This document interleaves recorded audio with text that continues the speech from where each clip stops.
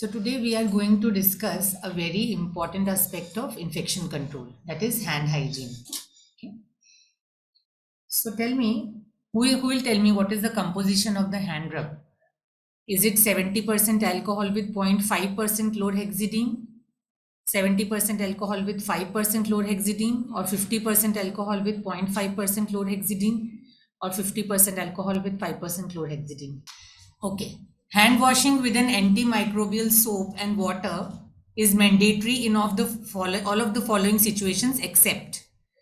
कहाँ पे हमें soap और water use नहीं करेंगे तो चलेगा? When hands are soiled with blood, before putting a central line, before measuring vital parameters of a patient, or while taking care of an infected wound. See, excellent. तो ये ठीक है, good, सबको मालूम. Use of hand rub is not recommended in which situation? Before wearing the gloves, after removing the gloves, after touching the patient, after manipulating the Foley's catheter, none of the above. Yes, none of the above. देख किसी एक को दो मुझे बताएंगे, देखते हैं क्या है, कितना है उसमें, देखो क्या है. 70% alcohol and 0.5% chlorhexidine gluconate. This is important. क्यों? क्योंकि जो भी सॉल्यूशंस हैं, disinfecting solutions, depending on the procedure या depending on the activity जो आप करने जा रहे हो, उसके हिसाब से you have to use that percentage of chlorhexidine gluconate. Supposedly एक सर्जन को अगर ओटी में स्क्रब होना है और आपको असिस्ट करना है सर्जन को, तो आप ये यूज नहीं कर सकते. 0.5% क्लोरहेक्सिडीन नहीं चलेगा उसमें. How long should you wait with the hand rub in your hands before touching the patient? कितना सेकेंड्स आइडियली वेट करना चाहिए? हाँ, आइडियली जब तक वो सूख नहीं जाए. It should be dry and it may take somewhere between 20 to 30 seconds. उतनी देर वेट करना ही चाहिए, तो ही हैंड रब जो डिसइंफेक्शन होता है properly. Okay, which of the following organisms is not killed by alcohol based hand rub and mandates hand washing with soap and water? कहाँ पे आपको साबुन और पानी यूज करना ही पड़ेगा? सपोजिटली ये 4 ऑर्गेनिज्म से इन्फेक्टेड पेशेंट्स हैं आपके पास वार्ड में. एक को स्टैफ ऑरियस बैक्टीरियमिया है, दूसरे को कैंडिडा इन्फेक्शन है, तीसरा HIV पेशेंट है, और चौथा स्यूडोमेम्ब्रेनस कोलाइटिस है. सी डिफिसिल भेजते हैं ना अपने स्टूल में, क्लॉस्ट्रीडियम डिफिसिल. इन चारों में से कौन सा ऐसा ऑर्गेनिज्म है जो हैंड रब से किल नहीं होगा और जिसमें आपको साबुन और पानी से हाथ धोना ही पड़ेगा? D, sure, excellent. सो ये चीज ध्यान रखेंगे जब भी आप वार्ड में, आईसीयू में सी डिफिसिल वाला पेशेंट है, उस पेशेंट की केयर करने के बाद साबुन और पानी से हाथ धोएंगे. नहीं तो you will be colonized with C difficile, या फिर आप जो पेशेंट्स को टच करेंगे उस पेशेंट की केयर करने के बाद, भले आपने हैंड रब यूज किया, you will infect the other patients also. ठीक है, चलो ये केस देखें. अ 55 years old male patient who was admitted with severe rheumatic MR with cardiac failure. He was managed on BiPAP followed by endotracheal intubation and he was extubated within 2 days. Failure में से recover हो गया. 3 days later, this patient developed high-grade fever with purulent sputum. X-ray chest showed left lower zone consolidation, pneumonia, and the sputum culture grew E. coli. So the diagnosis was ventilator associated pneumonia. Now sputum यानी what are the common organisms जो normally sputum में मिलते हैं? सब gram positive organisms होते हैं या फिर एनारोबिक होते हैं. अगर ई कोलाई किसी की स्प्यूटम में से आइसोलेट होता है या एंडोट्रिकियल सिक्रीशन से, so that means E coli कहाँ पे रहता है यूजुअली? ई कोलाई हमारे बॉडी के कौन से ऑर्गन का नॉर्मल फ्लोरा है? इंटेस्टाइनल. एक्सीलेंट. सो अगर हम आपने देखा होगा स्टूल के कल्चर्स में बहुत बार ई कोलाई आता है. यूरिन में भी ई कोलाई हो सकता है, बट स्प्यूटम में से अगर ई कोलाई आता है, दैट मीन्स के वो हमने पेशेंट को दिया है. हमारे हैंड्स जो है, हैंड हाइजीन प्रॉपर नहीं था, and we have infected the patient, either doctors, nurses, attendants, whoever is taking care, and that has led to E. coli infection, because E. coli is never staying in the respiratory tract or in the mouth. So what is the most likely source of this E. coli sputum? हवा से नहीं आता है, पानी से भी नहीं आता है, फूड से नहीं. It comes from the hands of healthcare workers. Okay. Now this is a 50 years old male patient admitted with mucormycosis. He was started on amphotericin B through central line. Surgery of the left eye was done and 15 days later discharge was planned. However, one day prior to the discharge, patient developed fever of 103 with chills and blood cultures from the central and peripheral line were sent. So ऐसे patients जो critical patients हैं जिनमें invasive devices हैं, कौन कौन से invasive devices हैं जो patient को health care associated infections के risk increase करते हैं? Central lines. Then what else? Police catheter और कोई drain अगर है तो, या फिर endotracheal tube. So उन पेशेंट्स में आपको बहुत ध्यान रखना है, specially central line, because central line से डायरेक्टली इन्फेक्शन ब्लड में जाएगा and that will cause sepsis. So the blood culture of this patient grew Staphylococcus aureus. So what is the most likely source of MRSA? कहाँ से आया ये? Hands of doctors या nursing staff. अभी staph aureus हमारे nose में भी होता है. बहुत बार ऐसा होता है कि health care workers are colonized with staph aureus. I don't know आप लोगों का कभी किसी का कॉलोनाइजेशन चेक करने के लिए स्वैब्स लिए गए हैं कभी किसी के? आप लोगों में से बहुत सारे इंस्टीट्यूट्स में ये प्रैक्टिस होती है कि ट्रांसप्लांट यूनिट्स में या फिर कोई क्रिटिकल ऑपरेशंस के पहले जो भी हेल्थ केयर वर्कर्स इन्वॉल्व हैं उनको उनके नेजल रेक्टल स्वैब्स चेक किए जाते हैं कि वो लोग कॉलोनाइज तो नहीं है स्टैफ ऑरियस से या हाईली रेजिस्टेंट ऑर्गेनिज्म से. सो स्टैफ ऑरियस जो है वो हमारे नोज में, एक्जिला में, ग्रॉइन्स में रह सकता है. It may be present in even patient के नोज में भी हो सकता है. So those health care workers who are colonized with this, they are at high risk of transferring their infection, not infection, they are not infected, they are just colonized. Colonized means staph aureus just उनके नाक में present है, वो infection नहीं कर रहा है, but जब वो स्टैफ ऑरियस सेंट्रल लाइन में जाके लगेगा तो वो पेशेंट को इन्फेक्ट करेगा. And that is why hand hygiene is very important. आपके नाक से उड़ के नहीं जाएगा स्टैफ ऑरियस उसकी सेंट्रल लाइन पे, बट आपके हाथ जो डर्टी होंगे फेस के आसपास आपने टच किया, and if you are not sterile disinfecting your hands properly तो वो लाइन रिलेटेड इन्फेक्शन करेगा. So total bill at the time of planned discharge was 90,000. उसके कंपेयर में ये इन्फेक्शन आने के बाद पेशेंट का बिल बना 2 लाख का. So it is a huge burden, financial and economical burden to the patients.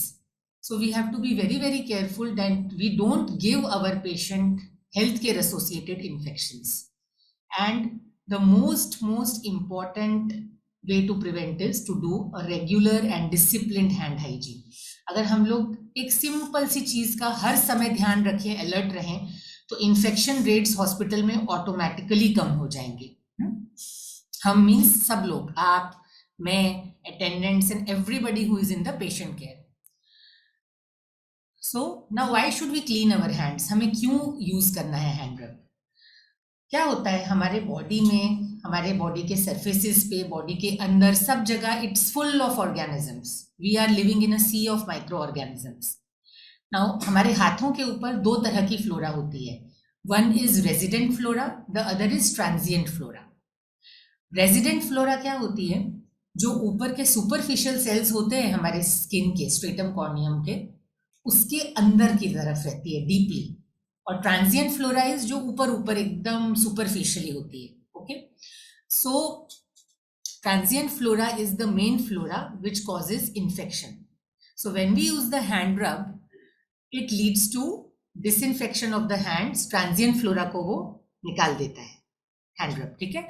So microorganisms which colonize the superficial layers of skin are called transient flora, and they are acquired by healthcare workers during direct contact with patients or their nearby contaminated environmental surfaces. Transient flora is the flora which is most frequently associated with healthcare infections. जो deep में है वो हम hand रब से नहीं निकाल सकते. आपको मालूम होगा जब भी हम किसी पेशेंट की सर्जरी करते हैं तो एंटीबायोटिक प्रोफाइलैक्सिस दी जाती है. क्यों देते हैं वो? क्योंकि जब पेशेंट की स्किन पे इंसिजन आता है तो नीचे जो रेजिडेंट फ्लोरा होती है, पेशेंट सर्जन प्रिपेयर करता है स्किन को अच्छे से, हाँ, डिसइंफेक्ट करते हैं, what ever they use chlorhexidine और पोविडोन आयोडीन और वॉट एवर। ऊपर का जो ट्रांजिएंट फ्लोरा है वो पूरा खत्म हो जाता है डिसइंफेक्टिंग सॉल्यूशन से, बट जो रेजिडेंट फ्लोरा है अगर हम स्किन पे कट करेंगे तो वो अंदर जाके पेशेंट को इन्फेक्ट कर सकता है, and that is why antibiotic prophylaxis दी जाती है ताकि रेजिडेंट फ्लोरा पेशेंट को इन्फेक्ट नहीं कर सके। Okay, so organisms like methicillin resistant Staph aureus, vancomycin resistant enterococci VRE, multi drug resistant MDR gram negative bacilli like E. coli, Klebsiella, Clostridium difficile, Candida, they commonly colonize our hands. हमारे hands में ये सारे organisms present हैं, and they can survive, they can live for as long as 150 hours. 150 hours यानी कितना दिन हो गया? मेरा मैथ्स अच्छा नहीं है, हाँ, तो ऑलमोस्ट एक हफ्ते तक वो हमारे हाथों के ऊपर रह सकते हैं। अप्रोक्सीमेटली 10⁶ स्किन स्क्वेम्स, मतलब squamous epithelial cells containing living micro organisms are shed daily from our skin. हमारे स्किन में से दिखता भी नहीं है और हम वो हर जगह गिराते रहते हैं। It is micro phenomenon which happens. Colonization of healthcare worker hands with Staph aureus may range between 10.5 to 78.3%, which is very high, which means हम यहाँ पे जो जितने भी लोग हैं उसमें से 3/4 लोगों के हैंड्स पे ऑलरेडी ये सब ऑर्गेनिजम्स होने की पॉसिबिलिटी है। ये जो actually the chairs which are present here, everything in the hospital may be colonized, contaminated with these organisms. So before touching the patient, we have to use the hand hygiene, because patient is a immunocompromised person who is admitted with us, and he should not go from the hospital with a new infection. So what do you exactly mean by hand hygiene? It is a term that applies to either hand washing or antiseptic hand wash or antiseptic hand rub और surgical hand antisepsis. Okay, ये चारों चीज को हम hand hygiene में include करते हैं। So who invented the hand in the role of hand hygiene? This is the doctor Philipp Semmelweis. उनको कैसे मालूम पड़ा कि हैंड रब करना की क्या इम्पोर्टेंस है? सो व्हाट हैपेंड इज, उनके यूनिट में जो डिलीवरीज होते थे उसमें ही फाउंड कि बहुत सारे मदर्स में इन्फेक्शंस हो रहा है postpartum. And then what he observed is half of the nurses did not wash their hands between patient contacts and half of the nurses washed their hands. So what he observed, जिन nurses ने वो group जिसमें nurses hand wash नहीं कर रहे थे properly, उन्हीं patients में Staph aureus sepsis हो रहा था, and those patients were going into postpartum sepsis and mothers were dying.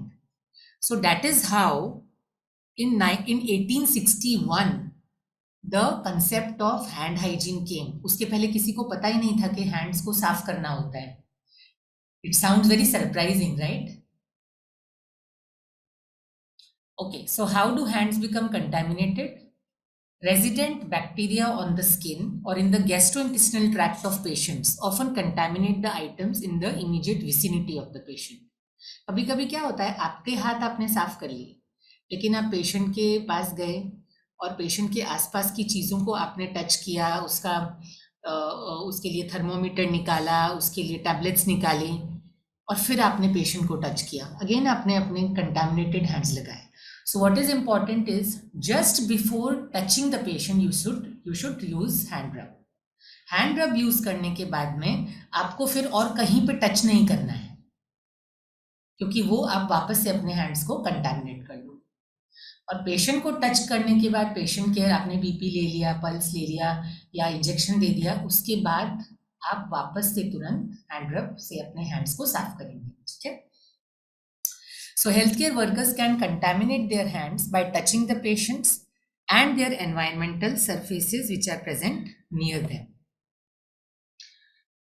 So this is the frequency of environmental contamination of surfaces in the rooms of patients with MRSA. ये तो क्या है, foreign का data है। अपने country में gram negative organisms is a main problem. आपने देखा होगा हम जब भी कल्चर्स भेजते हैं ज्यादातर क्या मिलता है, इकोलाई, क्लेप्शेला, एसिनेटोबैक्टर, स्यूडोमोनास, स्टैफोरियस है लेकिन कम है। अपने health care associated infections India में मेनली कौन से हैं, ग्राम नेगेटिव के ग्राम पॉजिटिव? Gram negative. ये जितने भी बग्स का मैंने नाम लिया, इकोलाई, क्लेप्शेला, स्यूडोमोनास, एसिनेटोबैक्टर, ये सब ग्राम नेगेटिव ऑर्गेनिजम्स हैं और ये सब नॉर्मली हमारे गट में, इंटेस्टाइन्स में या फिर यूरिनरी ट्रैक्ट में रहते हैं। तो ये जितने भी चीजों का यहाँ पे नाम लिखा हुआ है इन सब पे ऑर्गेनिजम्स प्रेजेंट हैं। Okay, now tell me how many of you think that you strictly follow hand hygiene principles? हाथ खड़ा करेंगे। 100% कौन करता है?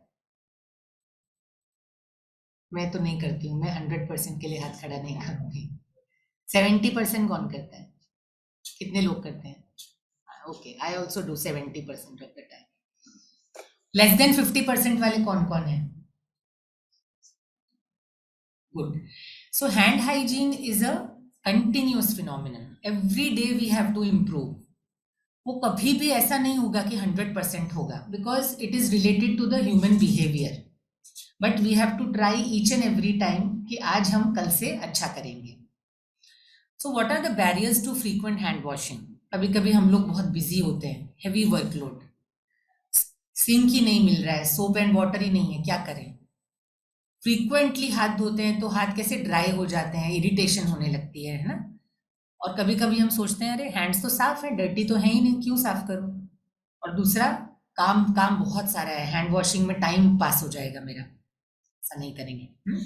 सो washing with soap and water is not must all the times, and it has been proved that using hand rub is actually as equally effective and sometimes even more even better as compared to soap and water, because soap and water washing can be inconvenient, time consuming and soap से extremely dry हो जाती है बार बार skin. So usually what has been found is, nurses पे study की थी, sink पे जाके washing and drawing the hands with soap and water approximately 1 minute लग रहा था, 62 सेकेंड्स, जबकि जब हम हैंड रब यूज करेंगे तो it will take just 15 to 20 seconds. 20 seconds is a good period जिसमें हैंड रब सूख जाएगा हाथों पे। Okay, so there are numerous studies which have shown that alcohol based hand rubs remove the bacteria from hands more effectively than washing the hands with plain soap and water. And in most of the studies, alcohol-based hand rubs remove bacteria from the hands to a greater degree than did washing the hands with an antimicrobial soap and water. Okay? लेकिन कुछ ऐसी जगह पे है जहां है हमको soap and water use करना ही पड़ेगा, जैसे when the hands are visibly dirty या फिर Clostridium difficile जैसे infections हैं. So what are the advantages of alcohol-based hand rub over soap and water? It takes less time. It can be more accessible than sinks. It causes less skin irritation and dryness.